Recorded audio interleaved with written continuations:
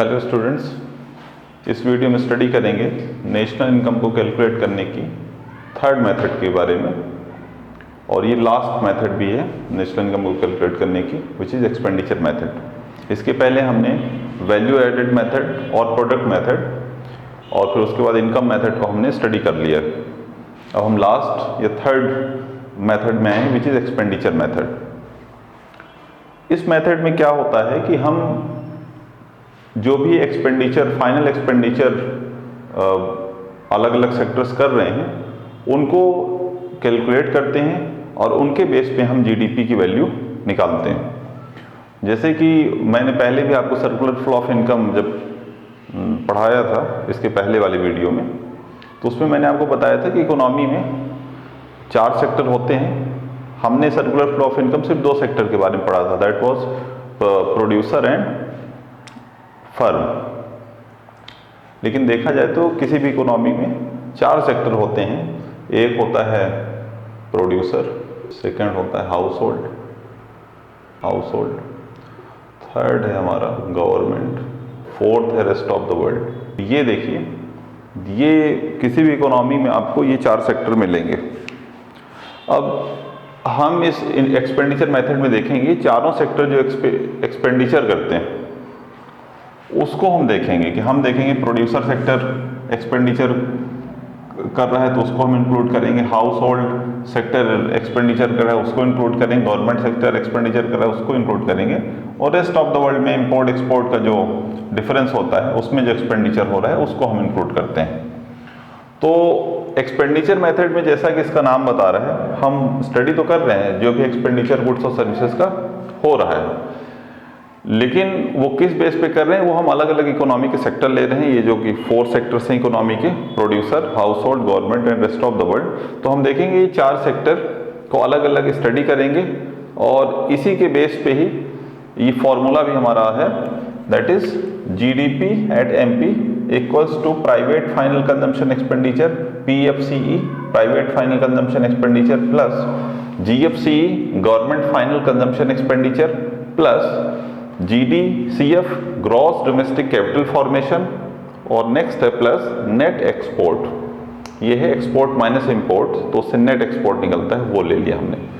तो आप देखिए जब प्राइवेट फाइनल कंजम्पशन एक्सपेंडिचर की बात आ रही है तो इसमें हम हाउस होल्ड सेक्टर का जो एक्सपेंडिचर है उसको यहाँ पे हम ऐड कर रहे हैं, प्लस फिर गवर्नमेंट फाइनल कंजम्पशन एक्सपेंडिचर में आता है तो ये गवर्नमेंट सेक्टर जो है उसके एक्सपेंडिचर का हम इसमें स्टडी कर रहे हैं। फिर उसके बाद आता है ग्रॉस डोमेस्टिक कैपिटल फॉर्मेशन। तो ग्रॉस डोमेस्टिक कैपिटल फॉर्मेशन में आप देखिए, आप गवर्नमेंट सेक्टर को भी ले रहे हैं और प्रोड्यूसर सेक्टर को भी इसमें ले रहे हैं। ग्रॉस डोमेस्टिक कैपिटल फॉर्मेशन में दोनों आ रहे हैं। और थर्ड जो है नेट एक्सपोर्ट, इसमें हम रेस्ट ऑफ द वर्ल्ड का जो एक्सपेंडिचर है उसको ले रहे हैं। तो आप देखिए किस तरह से इस फॉर्मूले में चारों जो सेक्टर हैं इकोनॉमी के अलग अलग, उनके द्वारा जो एक्सपेंडिचर, फाइनल एक्सपेंडिचर किया जा रहा है। देखिए एक्सपेंडिचर में हम फाइनल एक्सपेंडिचर की बात कर रहे हैं, जो फाइनल एक्सपेंडिचर किया जा रहा है उसको हम इंक्लूड करते हैं, उसकी वैल्यू को लेते हैं, कैलकुलेट करते हैं और उसी के बेस पे हमारा जो ग्रॉस डोमेस्टिक प्रोडक्ट है एट मार्केट प्राइस वो हम निकालते हैं। ये है एक्सपेंडिचर मेथड। अब आइए 1 बाय 1 हम स्टडी करते हैं। ये जो फॉर्मूले में कॉन्सेप्ट है ये थोड़े आपको नए लग रहे होंगे क्योंकि आपने भी इनके बारे में स्टडी नहीं किया है ऑब्वियसली, तो थोड़ा सा इनके बारे में बात कर लेते हैं, आपको आसानी हो जाएगी समझने में। तो पहले लेते हैं प्राइवेट फाइनल कंजम्पशन एक्सपेंडिचर, ये क्या होता है। तो देखिए जैसे कि मैंने आपको पहले बताया कि एक्सपेंडिचर मेथड में हम क्या ले रहे हैं, फाइनल एक्सपेंडिचर जो इकोनॉमी के अलग अलग सेक्टर कर रहे हैं उनके एक्सपेंडिचर की वैल्यू को हम ले रहे हैं कि कितना एक्सपेंडिचर हुआ है। तो एक्सपेंडिचर की बेस में हम क्या कर रहे हैं, हम अपनी नेशनल इनकम या डोमेस्टिक इनकम को कैलकुलेट करने की कोशिश कर रहे हैं। मैंने आपको बताया इकोनॉमी में 4 सेक्टर हैं। तो प्राइवेट फाइनल कंजम्पशन एक्सपेंडिचर ये किससे रिलेटेड है, ये है हमारा हाउस होल्ड का एक्सपेंडिचर। हाउस होल्ड का एक्सपेंडिचर है, इसमें हम क्या कर रहे हैं, तो इसमें फाइनल कंजम्पशन गुड्स और सर्विसेज का जो हाउस होल्ड करते हैं या नॉन प्रॉफिट इंस्टीट्यूशंस करते हैं जो अल्टीमेटली हाउस होल्ड को ही सर्व करते हैं, तो non profit institution serving house holds, उनके एक्सपेंडिचर को लेते हैं और उसको हम इंक्लूड करते हैं किसमें, प्राइवेट फाइनल कंजम्पशन एक्सपेंडिचर में। तो मतलब एक तरह से जो कंज्यूमर हैं, जो कंजम्पशन पर्पस के लिए एक्सपेंडिचर कर रहे हैं, गुड्स को परचेज कर रहे हैं, सर्विसेज को परचेज कर रहे हैं, उनको कंज्यूम कर रहे हैं, या कोई नॉन प्रॉफिट इंस्टीट्यूशन है जो गुड्स और सर्विसेज को परचेज कर रही है और उसको डिस्ट्रीब्यूट कर रही है किसके ऊपर, या किसके पास उसको डिस्ट्रीब्यूशन हो रहा है, हाउस होल्ड के लिए उसको कर रही है। तो या तो उसका प्राइस बहुत कम होता है या नेग्लिजिबल प्राइस होता है। तो उस पर क्या करता है, जिनके पास वो चीज़ें अवेलेबल नहीं है उनको नॉन प्रॉफिट इंस्टीट्यूशन जो होती हैं उनको प्रोवाइड कराती हैं। तो उनका जो खर्च है उसको भी हम प्राइवेट फाइनल कंजम्पशन एक्सपेंडिचर में लेते हैं, क्योंकि वो किसी जो नॉन प्रॉफिट इंस्टीट्यूशन है वो किसी प्रॉफिट मोटिव से या कॉमर्शियल पर्पस के लिए चीज़ें नहीं खरीद रही हैं, वो एक तरह से सोशल और वेलफेयर पर्पस के लिए खरीद के उनको फिर से उनके हाउस होल्ड के ऊपर डिस्ट्रीब्यूट कर रही हैं उसको। तो इसलिए उनका एक्सपेंडिचर भी जो है वो final private final consumption expenditure के दायरे में आता है। अच्छा, अब इसमें देखिए आप, इसमें और क्या क्या आ सकता है प्राइवेट फाइनल कंजम्पशन एक्सपेंडिचर में। जब हमारे यहाँ के रेसिडेंट जो हैं, नॉर्मल रेसिडेंट जो हमारे देश के हैं, जब वो कहीं बाहर जाते हैं अब्रॉड में और वहाँ पे वो कोई एक्सपेंडिचर करते हैं, हो सकता है कोई ट्रैवल पर्पस के लिए जा रहा हो, कोई टूरिज्म पर्पस के लिए जा रहा हो, या कोई मेडिकल पर्पस के लिए कहीं बाहर जा रहा है, तो जो भी वो एक्सपेंडिचर बाहर कर रहे हैं अब्रॉड में, हमारे यहाँ के नॉर्मल रेसिडेंट, उनका एक्सपेंडिचर भी हम इसमें प्राइवेट फाइनल कंजम्पशन एक्सपेंडिचर में इंक्लूड करेंगे। और हमारे यहाँ जो फॉरेनर्स आ रहे हैं विजिट के लिए, टूरिस्ट हो गए या अदर पर्पस के लिए जो विजिट कर रहे हैं, मतलब नॉन रेसिडेंट जो एक्सपेंडिचर हमारे देश में कर रहे हैं, उसको हम क्या करते हैं, इसमें से माइनस कर देते हैं। तो हमारे देश के जो नॉर्मल रेसिडेंट गए फॉरेन में उन्होंने एक्सपेंडिचर किया, उसको हम यहाँ पे प्लस कर रहे हैं, और यहाँ के जो नॉन रेसिडेंट हैं हमारे देश में, जो फॉरेन के हैं या नॉन रेसिडेंट हैं हमारे देश में, और वो जो एक्सपेंडिचर कर रहे हैं उसको हम माइनस कर दे रहे हैं। ठीक है। इसके अलावा आप देखिए प्राइवेट फाइनल कंजम्पशन एक्सपेंडिचर में हम जो गिफ्ट्स हैं उनकी वैल्यू को ऐड कर सकते हैं। जो गिफ्ट वगैरह दिए जा रहे हैं उस पर जो खर्च हो रहा है उसके एक्सपेंडिचर को प्राइवेट फाइनल कंजम्पशन एक्सपेंडिचर में ले लेंगे। इसके अलावा हम जो नॉन प्रॉफिट इंस्टीट्यूशन है वो जो कंपनसेशन दे रहे हैं अपने एम्प्लॉयज़ को, उसको भी हम ऐड कर रहे हैं किसमें, प्राइवेट फाइनल कंजम्पशन एक्सपेंडिचर में।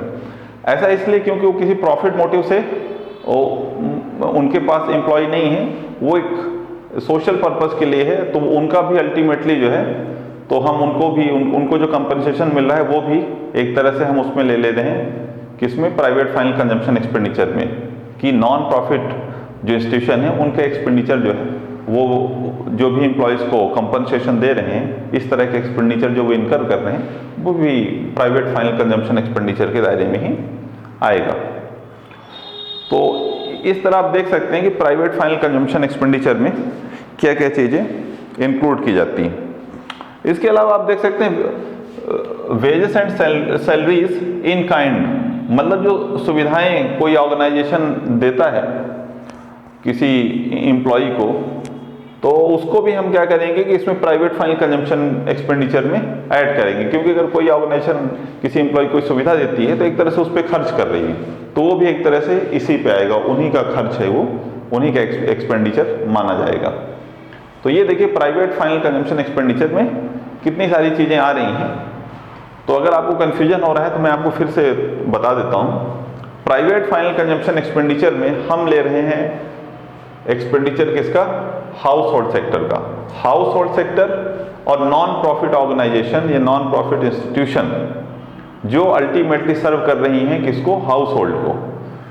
तो ये जो भी खर्च कर रहे हैं गुड्स और सर्विसेज पे, in an accounting year, accounting year मतलब लगभग 1 साल का जो टाइम होता है, 1 साल का जो फाइनेंशियल ईयर होता है अकाउंटिंग ईयर होता है। तो ऐसा नहीं कि कोई भी खर्च कभी भी करे, हम एक टाइम पीरियड के खर्च की बात कर रहे हैं कि एक अकाउंटिंग पीरियड में, दैट इज 1 ईयर, एक अकाउंटिंग पीरियड में जो भी गुड्स और सर्विसेज पे एक्सपेंडिचर करता है हाउस होल्ड, वो लिया जा रहा है प्राइवेट फाइनल कंजम्पशन एक्सपेंडिचर में।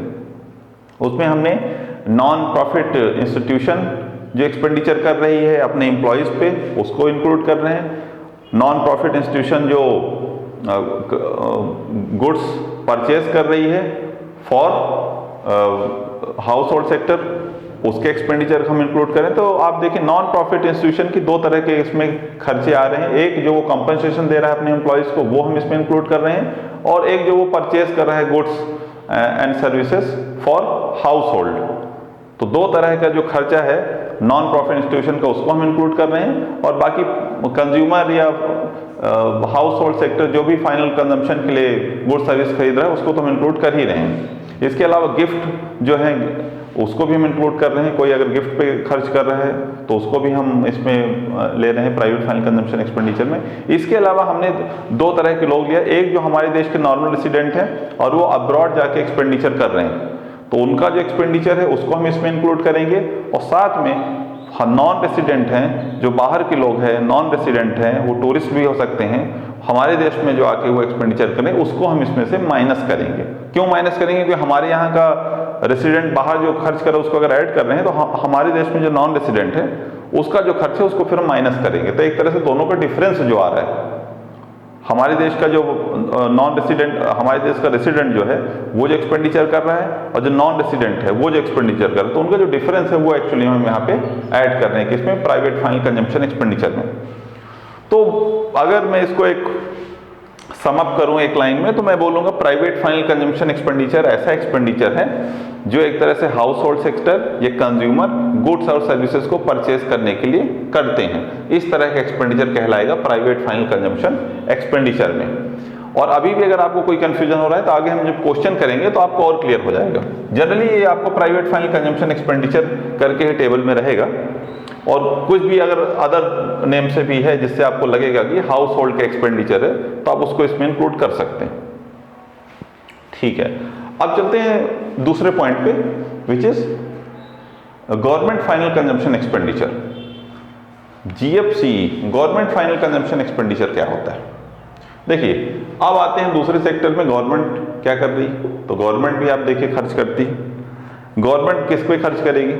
गवर्नमेंट का जो एक्सपेंडिचर होता है, गवर्नमेंट जो फैसिलिटीज प्रोवाइड कराती है, देखिए एक तो गवर्नमेंट खर्च करेगा अपने एम्प्लॉयज़ को, जो कंपनसेशन एम्प्लॉयज़ को देता है वो भी गवर्नमेंट के एक्सपेंडिचर में आता है। जो भी गवर्नमेंट एम्प्लॉय होते हैं उनको गवर्नमेंट सैलरी देती है, कंपनसेशन देती है, तो वो जो कंपनसेशन या सैलरी गवर्नमेंट दे रही है उनके एम्प्लॉयज़ को, वो भी गवर्नमेंट फाइनल कंजम्पशन एक्सपेंडिचर में आता ही है। ये पहला पॉइंट बताता हूँ। दूसरा इसमें क्या आ रहा है कि गवर्नमेंट जो भी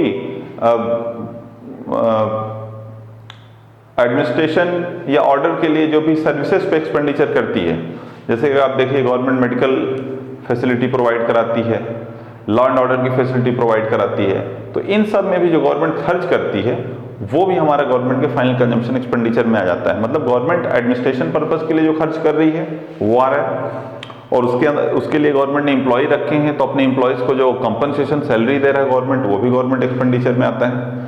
तो इस तरह की जो चीज़ें हैं जो गवर्नमेंट कर रही है, तो ये हमारे आएगा गवर्नमेंट फाइनल कंजम्पशन एक्सपेंडिचर में आता है। और इसमें जो गवर्नमेंट गुड्स और सर्विसेज को प्रोड्यूस कर रही है, मतलब उसको सेल करने के पर्पज से गवर्नमेंट ने उसको प्रोड्यूस किया और उसको सेल कर रही है, उसको हम क्या करेंगे, उसको हम माइनस करेंगे इसमें से, क्योंकि उससे गवर्नमेंट को प्रॉफिट हो रहा है, तो उसको हम माइनस करेंगे। गवर्नमेंट का खर्चा कितना हो रहा है और उसको आ कितना रहा है, तो जो भी गुड्स और सर्विसेज गवर्नमेंट प्रोड्यूस कर रही है उसको हम माइनस करेंगे, और जो भी गवर्नमेंट इनकर कर रही है खर्च उसको हम ऐड करेंगे। मतलब law and order administrative purpose के लिए गवर्नमेंट खर्च कर रही है, अपने एम्प्लॉयज़ के ऊपर खर्च करी, कंपनसेशन जो उनको प्रोवाइड करा रही, सैलरी दे रही है, उसको हम इसमें ऐड करते हैं। तो ये हुआ गवर्नमेंट फाइनल कंजम्पशन एक्सपेंडिचर के बारे में। गवर्नमेंट फाइनल कंजम्पशन एक्सपेंडिचर में एक पॉइंट आपको और ऐड करना है, और वो है जो गवर्नमेंट अब्रॉड में एक्सपेंडिचर करती है, किसके लिए? वहाँ जो एम्बेसीज हैं गवर्नमेंट की, जैसे इंडियन गवर्नमेंट की एम्बेसी जिस देश में है, तो गवर्नमेंट वहाँ पे जो एक्सपेंडिचर करती है उनके खर्च के लिए, उनके लिए जो गुड्स और सर्विसेज परचेज करती है फॉर एम्बेसीज, तो उसको भी हम क्या करेंगे, गवर्नमेंट फाइनल कंजम्पशन एक्सपेंडिचर मिलेंगे, क्योंकि वो भी अल्टीमेटली गवर्नमेंट का ही एक्सपेंडिचर है। क्योंकि गवर्नमेंट की जो एम्बेसी बाहर है वो भी हमारी किस में आती है, डोमेस्टिक टेरिटरी में आती है, तो वहाँ के लिए गवर्नमेंट जो अब्रॉड में खर्च कर रही है, जो खरीद रही है उनके लिए गुड्स और सर्विसेज, वो भी गवर्नमेंट के एक्सपेंडिचर में आएगा, तो इसको भी आप इंक्लूड करेंगे। और इसके अलावा गवर्नमेंट जो गुड्स और सर्विसेज परचेज करे डोमेस्टिक मार्केट में, वो तो आता ही है गवर्नमेंट फाइनल कंजम्पशन एक्सपेंडिचर में। तो इस तरह से ये हुआ हमारा गवर्नमेंट फाइनल कंजम्पशन एक्सपेंडिचर। अब आते हैं हमारे तीसरे पॉइंट में, which is gross domestic capital formation. देखिए ग्रॉस डोमेस्टिक कैपिटल फॉर्मेशन क्या होता है? ग्रॉस डोमेस्टिक कैपिटल फॉर्मेशन जो है ये कौन करेगा? तो देखिए ग्रॉस डोमेस्टिक कैपिटल फॉर्मेशन में गवर्नमेंट भी आएगी और प्रोड्यूसर सेक्टर भी आएगा। ये दोनों सेक्टर जो है इसमें एक्चुअली एक्सपेंडिचर इनकर कर रहे हैं। कैसे? देखिए ग्रॉस डोमेस्टिक कैपिटल फॉर्मेशन का मतलब हुआ कि इसमें आप कंस्ट्रक्शन कर रहे हैं, बिल्डिंग बना रहे हैं, रोड बना रहे हैं, तो ये सारे जो कंस्ट्रक्शन हो रहे हैं, मशीन से इक्विपमेंट खरीदे जा रहे हैं, फिर आपके पास जो स्टॉक है, तो ये सारी चीजें किसमें आती हैं? ग्रॉस डोमेस्टिक कैपिटल फॉर्मेशन में। ग्रॉस डोमेस्टिक कैपिटल फॉर्मेशन को अगर हम और इसको सब सेक्शन में डिवाइड करें तो आप देखिए एक होगा gross domestic fix capital formation, इसको समझते हैं। ये देखिए ग्रॉस डोमेस्टिक कैपिटल फॉर्मेशन को मैंने तीन तरह से समझाने की कोशिश की। पहले मैंने इसको दो पार्ट में डिवाइड किया है, क्योंकि कई बार टेबल में ही अलग अलग पार्ट में आता है। अगर ये आया और ये अलग लिखा हुआ तो इन दोनों को ऐड करके हम लेंगे तभी हमारा ग्रॉस डोमेस्टिक कैपिटल फॉर्मेशन निकलेगा। कई बार टेबल में आपको दिया रहता है gross domestic fix capital formation, तो ये देखिए, फिर आपको कहीं दिखा रहेगा नेट डोमेस्टिक कैपिटल फॉर्मेशन, कहीं पे net domestic fix capital formation. तो समझ लेते हैं ये gross domestic fix capital formation क्या होता है। तो फिक्स कैपिटल फॉर्मेशन का मतलब होता है गवर्नमेंट या प्रोड्यूसर सेक्टर अगर मशीन खरीदता है, इक्विपमेंट खरीदता है और फैक्ट्री के लिए या बिजनेस पर्पस के लिए बिल्डिंग का कंस्ट्रक्शन करता है, तो ये आता है हमारा gross domestic fix capital formation में। क्योंकि कैपिटल कैसा? फिक्स कैपिटल है, तो फिक्स कैपिटल एसेट के लिए जो खर्च हो रहा है वो आ रहा है हमारा gross domestic fix capital formation में। और इसमें क्या आता है? रेसिडेंशियल पर्पस के लिए जो हाउसेस, फ्लैट्स बनाए जाते हैं वो भी हमारा gross domestic fix capital formation में आता है। उसको गवर्नमेंट बनाए या उसको प्राइवेट सेक्टर बनाए, मतलब उसको प्रोड्यूसर प्राइवेट सेक्टर का बनाए या गवर्नमेंट सेक्टर का बनाए, कोई भी हो, अगर कंस्ट्रक्शन हो रहा है बिल्डिंग का, फ्लैट्स का, हाउसेस का, तो वो आएगा हमारा gross domestic fix capital formation में। और अगर बिजनेस पर्पस के लिए मशीन खरीदी जा रही, इक्विपमेंट खरीदे जा रहे हैं, बिल्डिंग बन रही है, ये बनाई जा रही है, तो वो भी हमारे gross domestic fix capital formation में आएगा।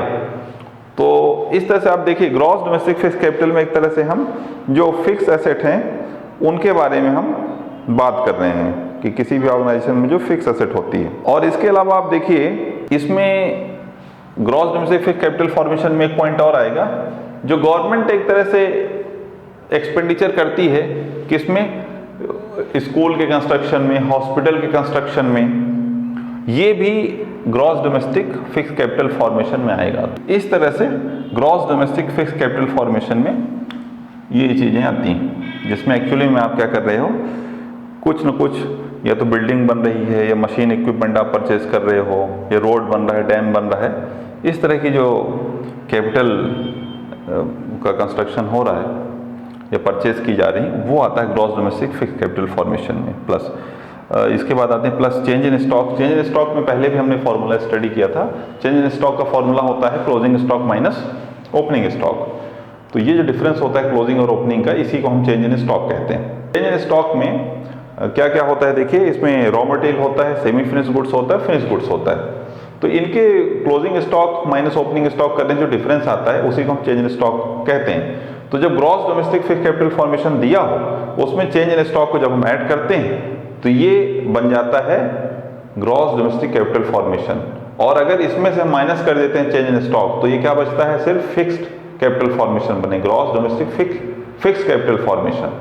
तो इसमें चेंज इन स्टॉक को ऐड करना जरूरी है, तभी हमारा ग्रॉस डोमेस्टिक कैपिटल फॉर्मेशन बनेगा।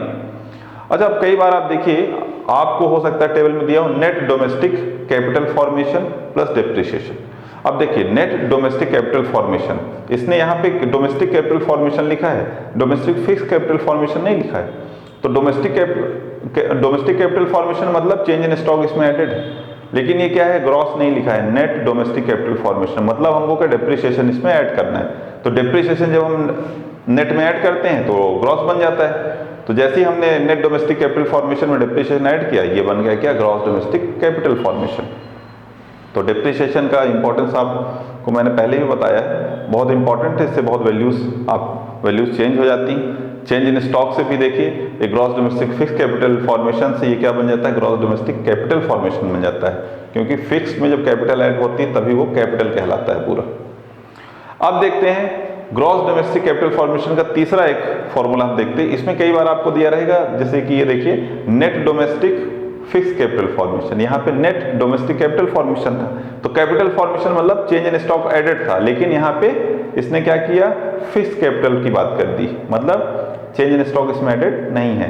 ये नेट भी है, मतलब डेप्रिसिएशन भी यहाँ एडेड नहीं है और चेंज इन स्टॉक भी एडेड नहीं, दोनों को बाहर कर दिया, इसलिए ये हो गया net domestic fix capital formation.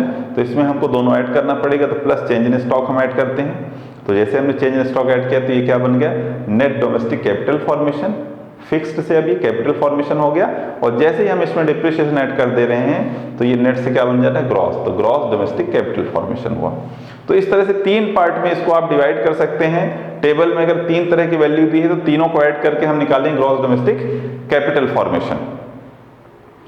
तो ये देखिए ग्रॉस डोमेस्टिक कैपिटल फॉर्मेशन, ये तो आपको इजीली समझ में आ जाएगा, क्योंकि टेबल में वैल्यू इस तरह होगी कि उससे आप private final consumption expenditure, government final consumption expenditure easily उसको निकाल लेंगे, आपको समझ में आएगा। लेकिन ये आपको कई बार टेबल में कंफ्यूज करेगा, ग्रॉस डोमेस्टिक कैपिटल फॉर्मेशन। तो ये आप समझ लीजिए, ये तीन तरह से जो मैंने दिया इस तरह से टेबल में आ सकता है। तो आपको इसको ऐड करके ये निकालना है, इसको ऐड करके ये निकालना है, इसको ऐड करके ये निकालना है। तो तीनों तरह से आप ग्रॉस डोमेस्टिक कैपिटल फॉर्मेशन निकाल सकते हैं टेबल में। ये आपके लिए बहुत इंपॉर्टेंट रहेगा, और एक्चुअल में जब आप क्वेश्चन करेंगे तब आपको पता चलेगा कितना हेल्पफुल होने वाला है। और फोर्थ जो पार्ट है हमारे फॉर्मूले का वो है नेट एक्सपोर्ट। नेट एक्सपोर्ट क्या है, X minus M, export minus, export को एक्स बोलते हैं, इंपोर्ट को एम बोलते हैं हम लोग। इसमें जो फॉर्मूला है एक्सपोर्ट्स माइनस इंपोर्ट, उससे क्या निकलेगा, आपको नेट एक्सपोर्ट निकलेगा। अब देखिए ये भी एक, आप देखिए पहले मैंने कहा कि हम क्या कर रहे हैं एक्सपेंडिचर मेथड में, जो हमारे चार सेक्टर हैं इकोनॉमी के, हम देख रहे हैं कि कौन कौन सा सेक्टर एक्सपेंडिचर कर रहा है। तो हमने पहले लिया प्राइवेट फाइनल कंजम्पशन एक्सपेंडिचर में, इसमें हाउस होल्ड के एक्सपेंडिचर ले लिया। इसमें हमने गवर्नमेंट फाइनल कंजम्पशन एक्सपेंडिचर में गवर्नमेंट के एक्सपेंडिचर ले लिया। ग्रॉस डोमेस्टिक के कैपिटल फॉर्मेशन में हमने गवर्नमेंट का और प्रोड्यूसर सेक्टर का दोनों का एक्सपेंडिचर इसमें ले लिया। और तीसरा आता है नेट एक्सपोर्ट, इसमें हमने हमारा जो फोर्थ सेक्टर है रेस्ट ऑफ द वर्ल्ड, उसका एक्सपेंडिचर एक्चुअल में ले रहे हैं। अब देखिए एक्सपोर्ट की जो वैल्यू होती है उसको हम क्या कर रहे हैं, ऐड करते हैं अपने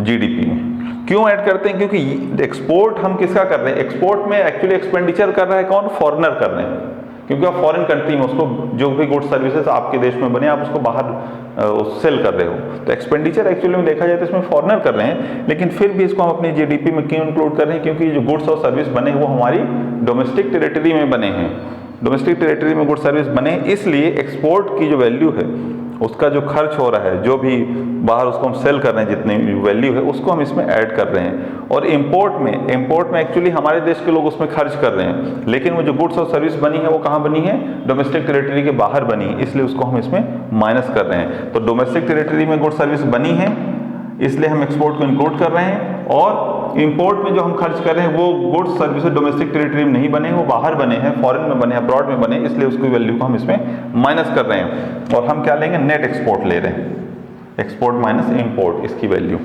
तो ये जो हुआ ये है एक्सपेंडिचर मेथड का फॉर्मूला। तो आप एक बार इस फॉर्मूले को अच्छे से समझ लीजिए, फॉर्मूले को आपको याद करना है, क्योंकि बार बार क्वेश्चन जब आप करेंगे तो आपको उससे ईजी रहेगा। और फॉर्मूला बहुत ही रिदम में है, देखिए private final consumption expenditure plus government final consumption expenditure plus gross domestic capital formation plus net export. बहुत इजी है, आप इसको समझ गए होंगे अभी तक। अब हम क्या करेंगे, अब इस पे क्वेश्चंस करेंगे। तो चलिए एक क्वेश्चन लेता हूं, उससे आपको और समझ में आएगी। तो आइए ये क्वेश्चन करते हैं। यहाँ पे पर्टिकुलर आइटम्स दिए हुए हैं और यहाँ पे आप देखिए रुपीज इन करोड़ में दिया हुआ है। करना क्या है, हमको एक्सपेंडिचर मेथड से नेशनल इनकम को कैलकुलेट करना है। तो फाइंड आउट हमको क्या करना है, हमको नेशनल इनकम को हम क्या कहते हैं, net national product at factor cost, ये हमको कैलकुलेट करना है। फॉर्मूला क्या है हमारा एक्सपेंडिचर मैट्रिक्स का, GDP at MP equals to private final consumption expenditure plus government final consumption expenditure plus gross domestic capital formation plus net export. ये है हमारा फॉर्मूला। अब इस फॉर्मूले में एक चीज़ आप ध्यान रखेंगे, हमको यहाँ पे ग्रॉस निकालने की जरूरत नहीं है, हमको निकालना है नेट, क्योंकि नेशनल इनकम पूछा है। नेशनल इनकम का मतलब होता है net national product at factor cost. Table में आप देखिए कहीं पे आपको, तो आप टेबल में पहले इसको चेक कर लीजिए, ग्रॉस डोमेस्टिक कैपिटल फॉर्मेशन कहीं पे दिया हुआ है टेबल में या नहीं दिया हुआ। आप देखिए यहाँ पे आपको नेट डोमेस्टिक कैपिटल फॉर्मेशन दिया हुआ है, तो देखिए यहाँ पे अगर नेट डोमेस्टिक कैपिटल फॉर्मेशन दिया हुआ है तो हमको डिप्रिसिएशन भी चाहिए, तब ये ग्रॉस डोमेस्टिक कैपिटल फॉर्मेशन बनेगा। तो डिप्रिसिएशन आप देखिए टेबल में कहीं नहीं दिया हुआ है। अगर डिप्रिसिएशन दिया होता टेबल में तो हम क्या करते, हमारा फॉर्मूला यही रहता, पर क्योंकि डिप्रिसिएशन नहीं दिया हुआ है और कैपिटल फॉर्मेशन जो है ये क्या है, नेट में दिया हुआ है, ग्रॉस में नहीं है। नेट डोमेस्टिक कैपिटल फॉर्मेशन है, मतलब डिप्रिसिएशन इसमें होना है, डिप्रिसिएशन टेबल में कहीं नहीं। तो हम क्या करेंगे, हम इसमें डिप्रिसिएशन हमको मिलने वाला है नहीं टेबल में, और उसकी जरूरत भी नहीं क्योंकि हमको एनपीएट एफसी कैलकुलेट करना है। तो ऐसी कंडीशन में जब ग्रॉस डोमेस्टिक कैपिटल फॉर्मेशन नहीं दिया हो, नेट क्या दिया हुआ है, नेट डोमेस्टिक कैपिटल फॉर्मेशन दिया हुआ हो, तब हम क्या करेंगे, हम जीडीपी एट एमपी नहीं निकालेंगे, हम फिर फॉर्मूले को थोड़ा सा यहाँ पे करेक्शन करते हैं और इसको हम लिखेंगे NDP at MP net domestic product at market price equals to private final consumption expenditure plus government final consumption expenditure plus net domestic capital formation plus net export. मैंने आपको फॉर्मूला भी बताया और उसके साथ ही मैंने ये भी बताया था ये प्रॉब्लम जरूर करेगा कहीं ना कहीं, इसलिए इसके लिए आपको हमेशा अलर्ट रहना है। तो देखिए इसमें थोड़ा सा चेंज हुआ तो उसके कारण हमने फॉर्मूले में भी चेंज किया है। ये जीडीपी से क्या आ गया, एनडीपी पे आ गया, ग्रॉस डोमेस्टिक प्रोडक्ट से ये आ गया नेट डोमेस्टिक प्रोडक्ट में, क्योंकि ऑलरेडी डिप्रिसिएशन इसमें डिडक्टेड है, एक्सक्लूडेड है ही नहीं, तो ये नेट डोमेस्टिक प्रोडक्ट आ रहा है। अच्छा, चिंता करने की कोई बात इसलिए भी नहीं क्योंकि हमको एनपी एट एफसी कैलकुलेट करना है, तो डिप्रिसिएशन कोई रोल भी नहीं, इसीलिए क्वेश्चन भी दिया हुआ भी नहीं। तो आइए अब हम इसकी वैल्यू निकालते हैं, कैसे आएगी। तो प्राइवेट फाइनल कंजम्पशन एक्सपेंडिचर देखिए कहीं पे टेबल पे आपको मिलेगा, ये देखिए प्राइवेट फाइनल कंजम्पशन एक्सपेंडिचर है, इसकी वैल्यू दी हुई है कितनी, 1900 करोड़ है, इसको हम लिखते हैं। गवर्नमेंट फाइनल कंजम्पशन एक्सपेंडिचर आपको कहीं दिखेगा, गवर्नमेंट फाइनल कंजम्पशन एक्सपेंडिचर है, इसकी वैल्यू 400। फिर क्या है, नेट डोमेस्टिक कैपिटल फॉर्मेशन, तो ये दिया हुआ है नेट डोमेस्टिक कैपिटल फॉर्मेशन, इसकी वैल्यू कितनी है, 200 है, इसको ले लेते हैं। Plus net export, net export कितना है उसको देख लेते हैं। नेट एक्सपोर्ट, ये है नेट एक्सपोर्ट, इसकी वैल्यू है -25। तो चलिए ये कैलकुलेशन करते हैं। तो ये हो गया आपका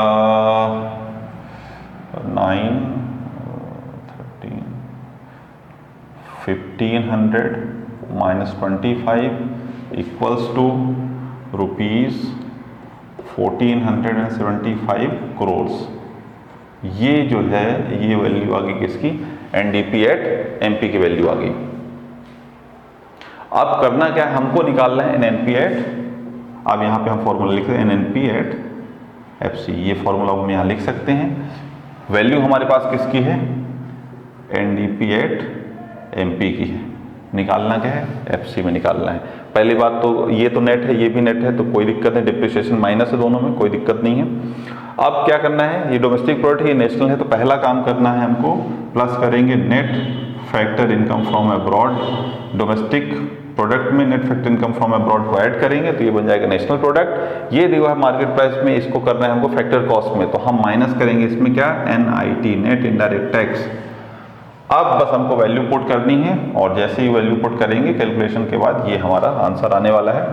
देखिए एनडीपी एट एमपी ऑलरेडी दिया हुआ है, वो कितना है ये है एनडीपी एट एमपी, ये है 1475 plus net factor income from abroad देखिए कितना है, net factor income from abroad है कितना -10, ठीक है, तो ये -10 है net factor income from abroad, minus करना है एनआईटी नेट इनडायरेक्ट टैक्स, ये है कितना 100, तो इसको हम करने वाले हैं माइनस।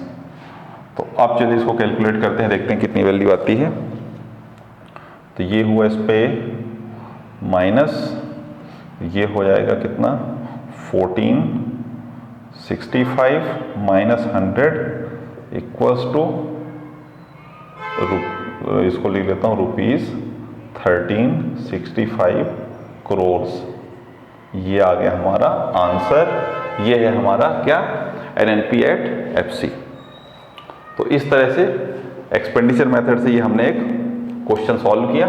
आपने देखा होगा कि हमने जो फॉर्मूला है उसमें टेबल के हिसाब से हमको कुछ चेंजेस भी करने पड़ सकते हैं, और उसमें सबसे ज़्यादा रोल आप देखेंगे जब आप क्वेश्चन करेंगे ग्रॉस डोमेस्टिक कैपिटल फॉर्मेशन करेगा, कभी नेट डोमेस्टिक कैपिटल फॉर्मेशन के फॉर्म में आ जाता है, कभी ये आ जाएगा gross domestic fix capital formation के रूप में आता है, प्लस चेंज इन स्टॉक आ जाता है, कभी ये net domestic fix capital formation के रूप में आ जाएगा, फिर आप उसमें क्या करेंगे डिप्रिसिएशन भी ऐड करेंगे, चेंज इन स्टॉक भी ऐड करेंगे। तो मैंने इसका जो फॉर्मूला बताया उसको आप बहुत ध्यान से इसको स्टडी करिएगा, और इस तरह से आपको क्वेश्चन करना है। यही वीडियो ये मैं कंप्लीट करता हूँ। Thank you.